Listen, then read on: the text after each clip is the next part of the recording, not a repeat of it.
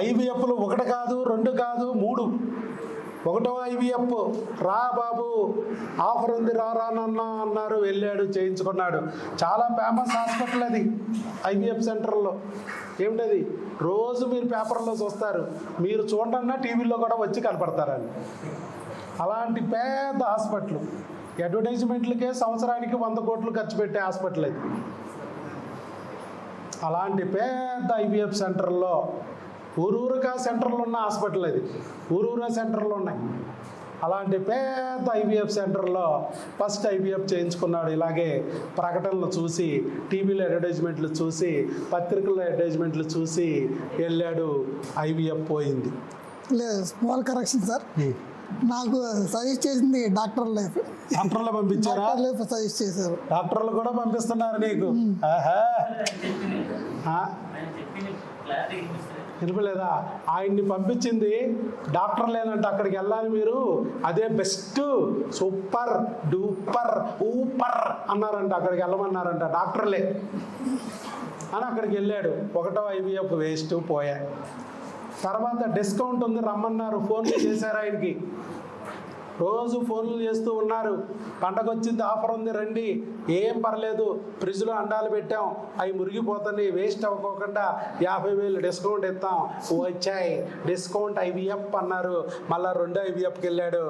అది కూడా విజయవంతంగా డిస్కౌంట్ లేకుండా పాయే. ఇక ఏంటి భగవంతుడా, ఏంట్రా పరిస్థితి అంటే మళ్ళీ హిస్ట్రోస్కోపీ అన్నారు, లాప్రోస్కోపీ అన్నారు, పొట్టలో గొట్టాలు వేసి చూడాలి, లోపలికి వెళ్ళి డిస్కౌంట్ చూశారు, అయ్యి పోయే. తర్వాత ఏం చేయాలంటే స్పెషల్ ఐవీఎఫ్ ఉందిరా, ఉమెన్స్ డే స్పెషల్ పండుగ ఆఫర్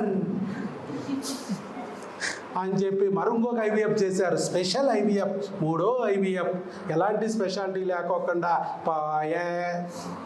3 ఐవీఎఫ్లు ఫెయిల్ అయ్యాయి. హిస్ట్రోస్కోపీ పోయింది, లాప్రోస్కోపీ పోయింది. చివరికి చేతులు అయితే బిడ్డ లేడు, ప్రెగ్నెన్సీ వచ్చినా నిలవలేదు. ఎందుకు ఏంటనేది తెలియటం లేదు. మరి ఇంతకాలం వేసిన ఈయనకి మన దగ్గరికి వచ్చిన తర్వాత మన దగ్గర వచ్చింది ప్రెగ్నెన్సీ ఎలా వచ్చింది? న్యాచురల్గా వచ్చింది. ఆయనకి మిగతా హిస్టరీ అంతా చెప్తాడు.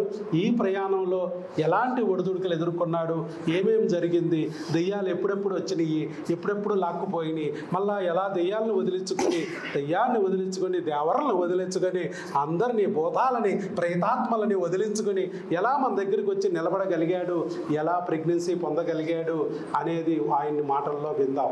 ఎందుకంటే ఆయన చూపించిన తెగువ, ఆయన చూపించిన పట్టుదల, వారు చూపించిన ఓర్పు మిగతా వాళ్ళందరికీ ఆదర్శం. ఎవరన్నా 3 ఐవీఎఫ్లు పోతే ఏమన్నా ఉందండి? డిప్రెషన్ అయిపోయి ఇంట్లో కుదేలైపోయి పడిపోయి ఉంటారు. కానీ ప్రతి ఫెయిల్యూర్ని ఆయన మరలా, ఫెయిల్యూర్ అనేది పర్మనెంట్ కాదు, నేను వదిలేస్తేనే పర్మనెంట్, నేను వదలనంత వరకు failure is stepping stone for success అనే మన ఫార్ములాని, మన పదాన్ని పట్టుకొని మరింత ఉత్సాహంగా బాలుని ఎలాగైతే కొడితే, ఎంత వేగంగా కొడితే అంత వేగంగా వెనక్కి వస్తుందో అలాగే మళ్ళీ మళ్ళీ మళ్ళీ ప్రయత్నించాడు, సక్సెస్ వచ్చే వరకు ప్రయత్నించాడు. అలాంటి వ్యక్తులు మనకు ఆదర్శం. అందుకే వారి మాటలను మనం విందాం. వారి జీవితంలో ఏం జరిగింది, ఏమేమి ఇబ్బందులు ఎదుర్కొన్నారు, ఎలా వాళ్ళు ఈ ప్రెగ్నెన్సీని ఇప్పుడు పొందగలిగారు అనేది విందాం. చెప్పండి సార్. నమస్తే అండి. మాకు పెళ్ళయి రేపు జూలైకి 7 సంవత్సరాలు అవుతుంది. 7 ఏళ్ళు శనిగాడు, మళ్ళా శనిగాడు, 7 ఏళ్ళ శని కరెక్ట్గా చెప్పారు మన పెద్దోళ్ళు, ఊరికే చెప్పరు. సో 3 ఇయర్స్ బ్యాక్ నుంచి మేము చాలా అడుగు పెట్టని హాస్పిటల్ లేదు, చూడండి డాక్టర్ లేదు, మొక్కని దైవం లేదు, అడుగు పెట్టని గుడి లేదు. సో అన్నీ చూసి ఇసిగిపోయాం. అయితే హాస్పిటల్కి వెళ్తే డాక్టర్లు నేచురల్గా వచ్చే ఛాన్స్ లేదు, ఐవీఎఫ్ఏ వెళ్ళండి అని హిస్టోస్కోపీ ఎండోస్కోపీ చేశారు. చేసిన తర్వాత తన దగ్గర నుండి దగ్గర 20 ఎగ్స్ని కలెక్ట్ చేశారు. తన దగ్గర నుంచి ఆరోగ్యంగా ఉన్నాయని 20 ఎగ్స్ కలెక్ట్ చేసి వాటిని మళ్ళీ ఫ్రీజ్ చేశారు. ఆ ఫ్రీజ్ చేసినందుకు కూడా మా దగ్గర 50,000 కలెక్ట్ చేశారు. సంవత్సరానికి 50,000 చొప్పున తీసుకున్నారు ఫ్రీజ్ చేసినందుకు. ఫస్ట్ ఐవీఎఫ్ ఫెయిల్ అయింది, అంటే ఫెయిల్ అవడం అంటే సక్సెస్ అయింది కానీ, బట్ అది అతుక్కున్నది పెరగట్లేదు అని చెప్పేసి డిఎన్సీ చేశారు. ఫస్ట్ ట్యూబుల్ బ్లాక్ కదా మీకు?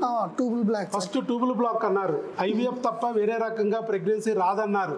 ట్యూబుల్ బ్లాక్ ఉంటే ప్రెగ్నెన్సీ రాదు. ట్యూబుల్ బ్లాక్ ఆపరేషన్ చేయాలని చేశారు, లాప్రోస్కోపీ ఫెయిల్యూర్, హిస్ట్రోస్కోపీ చేశారు ఫెయిల్యూర్. ఇక రాదు బాబు నీకు ఐవీఎఫ్కి వెళ్ళాలని 3 సార్లు ఐవీఎఫ్ చేశారు. అది 2 గీతలు. 2 వచ్చినాయి. అప్పుడు కొంచెం డౌట్ వచ్చింది, వచ్చేసినట్టుంది అని చెప్పి మళ్ళీ మాకు ఫోన్ చేశారు టెలికాలర్లకి. మా వాళ్ళు వెంటనే నాతో చెప్పారు బ్లడ్ టెస్ట్ స్కానింగ్ చేయించుకోమన్నాం. ఆ బ్లడ్ టెస్ట్లు స్కానింగ్లు అక్కడ చేయించారు. శుభ్రంగా అక్కడ దగ్గరలో ఉన్న డాక్టర్ గారి దగ్గరికి వెళ్ళి వెంటనే స్కానింగ్ తీయించండి అమ్మా అన్నాము. ఇదిగో అక్కడ డాక్టర్ గారి దగ్గర తీసుకెళ్తే స్కానింగ్ తీస్తే గర్భసంచిలో వచ్చిందమ్మా ప్రెగ్నెన్సీ కన్ఫామ్ అని చెప్పి అక్కడ డాక్టర్ గారు చెప్పారు. 5/4/2026 స్కానింగ్ తీసిన టైము. భార్య ఒంట్లో క్రిముల్ని, భర్త ఒంట్లో క్రిముల్ని తొలగించుకున్నారు. చక్కగా ట్యూబులు ఓపెన్ అయిపోయినాయి ఫస్ట్ స్టెప్లో. సెకండ్ స్టెప్లో ప్రెగ్నెన్సీ ఇక్కడ వచ్చేసింది న్యాచురల్గా. ఇదే మా పద్ధతి. 3 ఐవీఎఫ్లు పోయినా, హిస్ట్రోస్కోపీ ఫెయిల్ అయినా, లాప్రోస్కోపీ ఫెయిల్ అయినా, 2 ట్యూబులు బ్లాక్ ఉన్నా, ఎక్కడ రాని ప్రెగ్నెన్సీ ఇక్కడ వచ్చింది.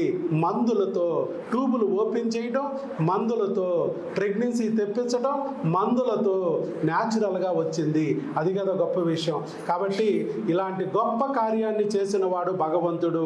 వాళ్ళని ఇక్కడికి యూట్యూబుల ద్వారా, వీడియో ద్వారా ఇక్కడికి రప్పించి మా దగ్గర మందులు వాడించి మరలా అదే గుడికి రప్పించుకుని ఆ గుడి దగ్గరే ఆ ప్రెగ్నెన్సీ కన్ఫామ్ అయ్యేటట్టు చేసి, నేనున్నాను ఈ కలియుగంలో, దయ్యాలు ఎన్నున్నా మిమ్మల్ని బాధ పెట్టినా మీరు భయపడకండి, మీ వెనకాల నేను తోడుగా ఉన్నాను, ధైర్యంగా ఉండండి అని భగవంతుడు వాళ్ళకి వెనకాల నిలబడ్డాడు.